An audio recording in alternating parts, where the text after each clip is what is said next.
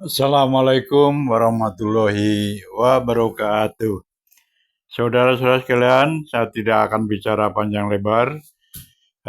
Yang penting kita lihat videonya aja nanti.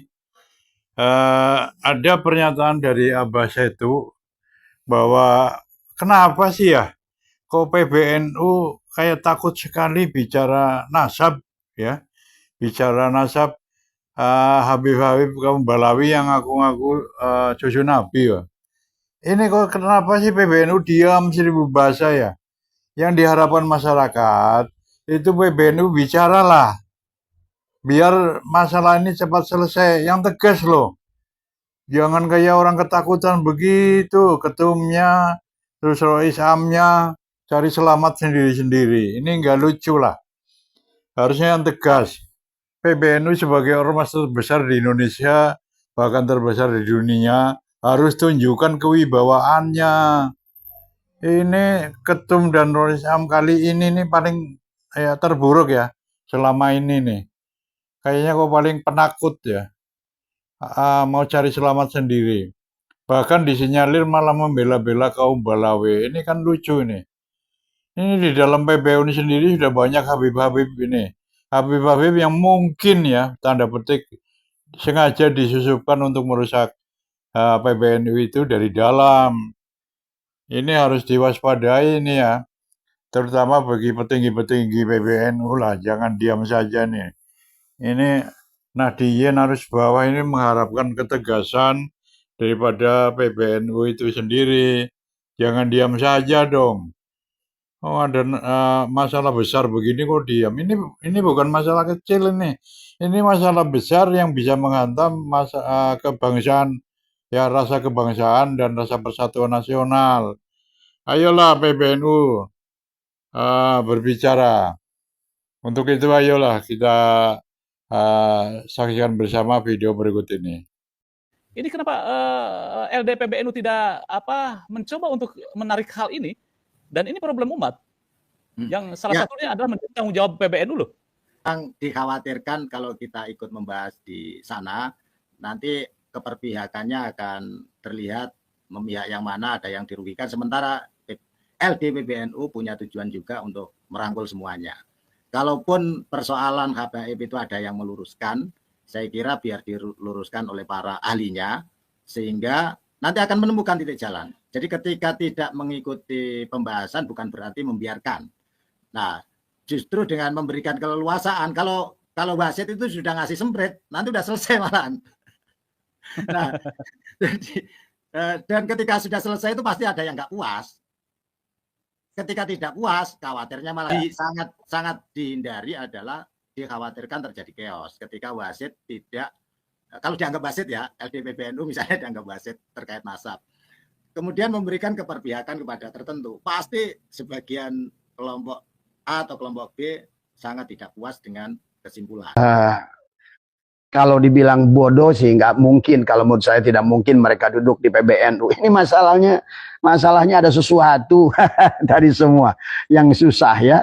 Dari semua. Tetapi lihatlah bagaimana Bung Roma. Bung Roma diundang oleh PBNU tadi semua.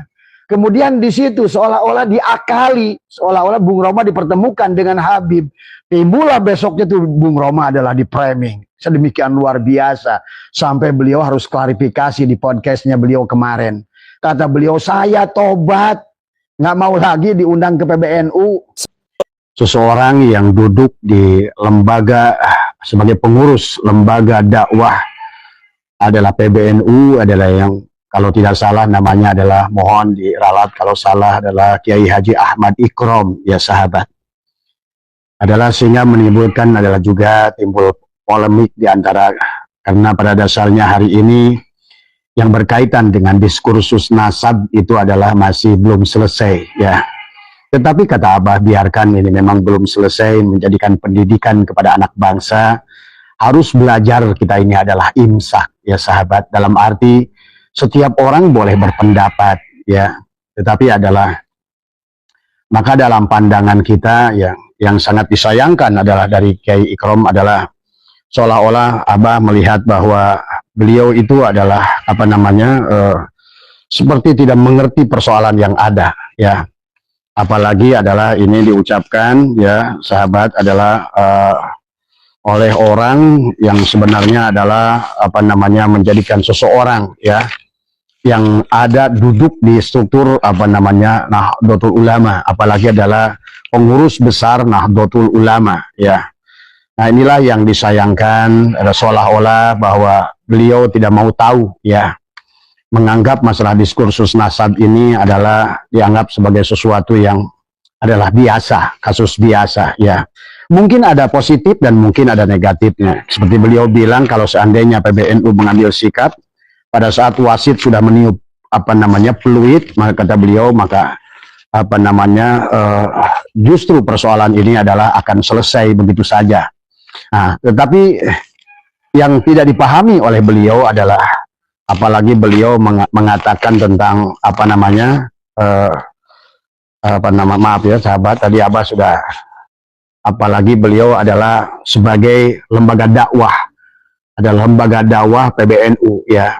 Seharusnya ya mungkin lebih cerdas, ya sahabat, karena siapapun yang berbicara atas nama lembaga ini adalah sangat penting untuk didengar, karena masalahnya NU adalah merupakan pengawal bangsa ini, ya. Nahdlatul Ulama adalah penjaga Islam rahmatan lil alamin. Tadi semua NU adalah merupakan seolah-olah adalah penerus dan penjaga syariat Islam yang dibawa oleh baginda Nabi.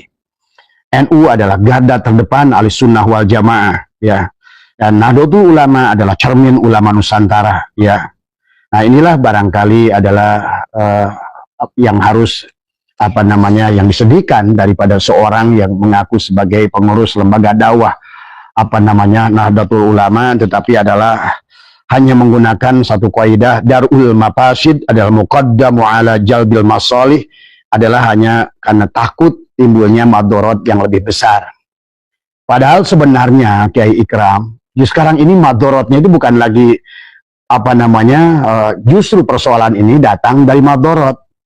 Jadi kalau seandainya darul mafasid muqaddamu ala jalbil masalih itu adalah untuk mengambil sesuatu, ada tindakan yang mana tindakan itu adalah diperlukan, apakah kita harus lebih dahulukan menjaga madorot daripada manfaat, gitu. Saya setuju kalau dalam hal itu. Tetapi dalam kasus Ba'alwi ini, Kiai Ikram, bahwa bukan lagi menjaga madorot, karena madorotnya itu sudah terjadi, kan begitu. Barangkali dulu, maka kata Abah juga, karena kaidah ulama dahulu adalah lebih melihat bahwa tidak ada madorot dari mereka, ya sahabat. Tetapi pada saat hari ini berbeda, Kiai Ikram, tadi semua bukan hanya masalah kebangsaan, ya, apalagi adalah yang berkaitan dengan menjaga marwah nama yang agung baginda Nabi Muhammad Shallallahu Alaihi Wasallam. Nah ini, jadi kalau dianggap persoalan ini adalah persoalan kecil, dengan dianggap ya sudah, tapi ini berbicara tentang nasab orang yang dicintai oleh seluruh manusia, yang diagungkan oleh seluruh bangsa, walaupun adalah, maaf ya, seorang peneliti orang Inggris yang mengatakan manusia yang paling dicintai di dunia Nabi Muhammad, bahkan itu yang menulisnya adalah Nasrani. Manusia yang paling berjasa seolah-olah yang dampaknya, tapaknya adalah nyata, adalah kepada manusiaan, adalah Nabi Muhammad. Nah ini ditulis, sehingga manusia, 100 manusia yang paling populer di dunia oleh berapa orang penulis selalu adalah jatuh kepada junjungan alam baginda Nabi Muhammad Shallallahu Alaihi Wasallam, manusia yang dimuliakan oleh Allah, oleh malaikat Allah, dan beliau sebagai rahmatan lil alamin. Nah disinilah barangkali kaidah darul mafasid muqaddamu ala jalbil masalih itu adalah dengan tidak maunya adalah diadakan adalah sebuah mungkin bahsul masail dengan mengundang adalah daripada mereka yang menggugat daripada nasab, dan jadikanlah ini sebuah proses pembelajaran. Karena kalau menurut Abah Kiai Ikram, ya, bahwa kalau hari ini orang PBNU adalah ambigu, tidak mau mengambil alih urusan ini, justru di situ akan timbul madorot yang lebih besar.